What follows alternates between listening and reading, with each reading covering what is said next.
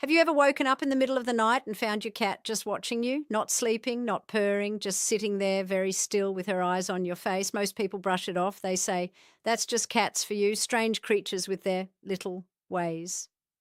Hello, my dear friends. My name is Margaret.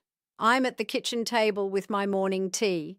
I worked as a nurse for 40 years, the last 15 of them in a hospice. And I'll tell you this, when you see the same thing happen often enough, you stop calling it strange. You start asking different questions. Let me tell you about Dorothy.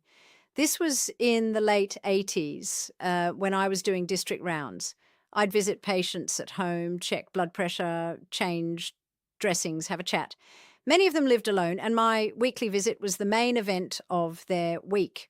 Dorothy was a small woman, around 70, a retired primary school teacher, very tidy, very sensible, the sort who didn't suffer fools and always said exactly what she meant. Her sitting room had a cuckoo clock, her kitchen always smelled of ginger biscuits, and she lived with a cat called Ella, a little grey thing, getting on in years.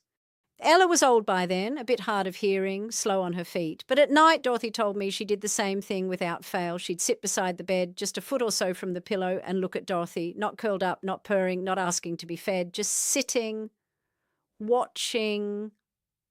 Dorothy didn't think much of it at first. She'd say to me, "Oh, she's old. She probably gets bored in the night, or maybe she sees something in the dark that I don't." And she'd smile and change the subject. I'll be honest with you, I didn't think much of it either. Back in those days, everything that couldn't be explained by science, I didn't want to know about. I'd even laugh sometimes at the older nurses with their talk of signs and strange happenings.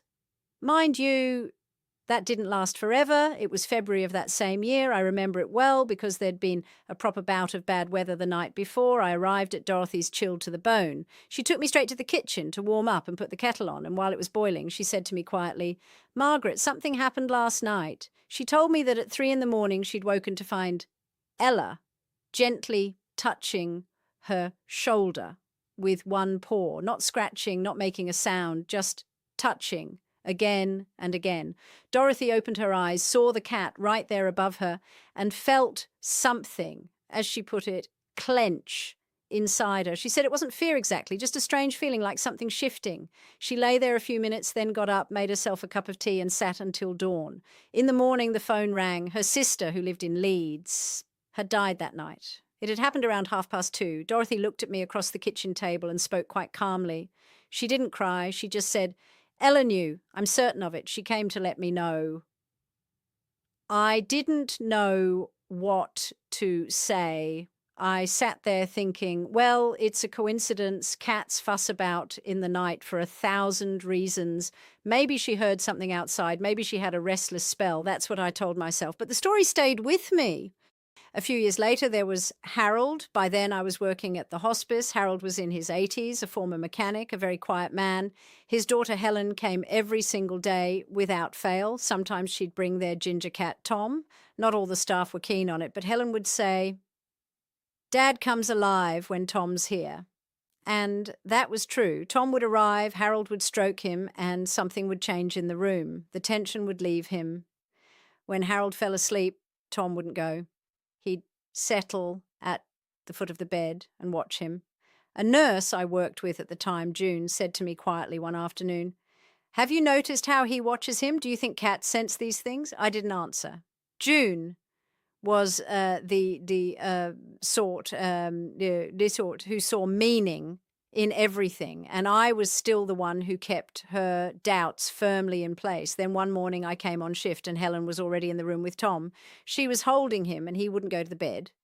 He just sat in her arms, looking towards the door, nothing more. Helen kept saying, go on, go to Dad." He wouldn't go. Harold died that night, quietly, peacefully. I was on duty. June said afterwards, "You see, he knew." I had nothing to say to that because I'd seen it myself. I cannot explain it. I want to be clear about that. I'm a nurse. I believe in what I can measure. But I'd now seen this twice and I stopped arguing with myself about coincidence. Years went by before I read something that gave me a small piece of the puzzle. I read once that cats pick up on changes in our bodies through scent. When we're unwell or worried or just worn down, the way we smell changes, the composition of our sweat, our breath, even our skin. We don't notice it ourselves, but the cat does. And maybe that morning, Tom caught exactly that. Something had shifted in Harold at a level no medical chart would have shown. The cat understood it somehow. Now, I want to share with you what I've noticed over 40 years. Not as an explanation, because I haven't one, just as an observation. Make of it what you will. The first thing I've noticed is this. Cats watch us in our sleep because that's when we're completely open. Sleep is a state where we have no defenses. Breathing slows, there's no movement. We're not in control of ourselves. And the cat feels that. She sees the person in their most unguarded state. But here's the thing. They don't do it all the time. They seem to choose their moments. And sometimes they sleep right beside you without a glance. Other times they'll sit up and look at you with great attention. What makes them change, I honestly don't know. But I've noticed it happens more often when someone is unwell or anxious or when something is quietly shifting in their life. Now, this second observation might sound a little old-fashioned, but I'll share it all the same. My grandmother spent her whole childhood on a farm, and she always said, cats see what we don't, especially at night, in the hours between midnight and dawn. She called that time, the hour when the doors open. I was small and I'd ask her, what doors, Grandma? And she'd say, well, nobody really knows, Margaret. I'm not telling you this as a fact. I'm just telling you the belief exists. In the old villages, people held for a long time that a cat sees something at the threshold between this world and the one we all go to sooner or later. And then there's the third thing I want to mention. Many years after Harold, I read about a cat called Oscar. He lived in an American hospice, and his story, of all things, made it into a medical journal, not because he was a special cat, because he kept knowing year after year which patients would pass that night. How he knew, the scientists couldn't say. They wrote honestly, we don't know why, we are only reporting what we saw. When I read that, something settled in me. If something like that made it into a journal for doctors, then June and I were not alone.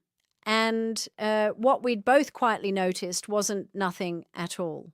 Whether it's coincidence or something more, I can't say. I won't tell you what to believe. I'll just tell you what I saw. But there are two simple things I've come to think, not rules, just what 40 years taught me.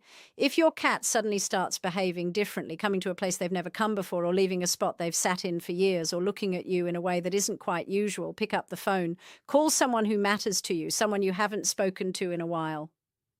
Don't wait for a reason. Just call. Bless them, they'll be glad you did. Cats have a way of reminding us that the people we love deserve more than a hurried message every few months. And listen to yourself. When something inside us is changing, we're often the last to notice. We blame it on tiredness, on nerves, on getting older. But the cat notices before we do. If she sits beside you and looks at you steadily, perhaps your body needs a rest. Perhaps you need to look after yourself properly, or perhaps it's simply a quiet cup of tea with no noise around you.